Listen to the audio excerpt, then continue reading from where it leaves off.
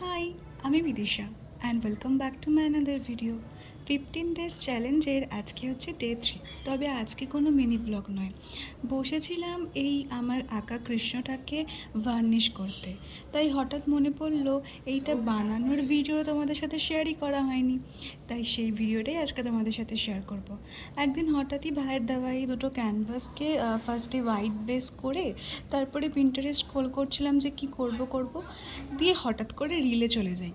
আর reel scroll করতে করতেই হঠাৎ একটা কৃষ্ণ ঠাকুর মানে মায়াপুরের এই কৃষ্ণ ঠাকুরের একটা ভিডিও আসে।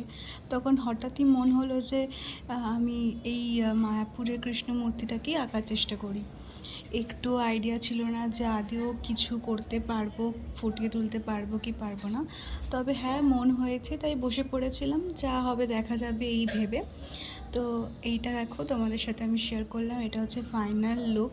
যদিও আগেও তোমাদের সাথে পোস্টে আমি শেয়ার করেছি ফাইনাল লুকটা, তোমরা জানিও দেখে তোমাদের এই ফাইনাল লুকটা কেমন লাগলো। টাটা, আবার দেখা হবে নেক্সট ভিডিওতে।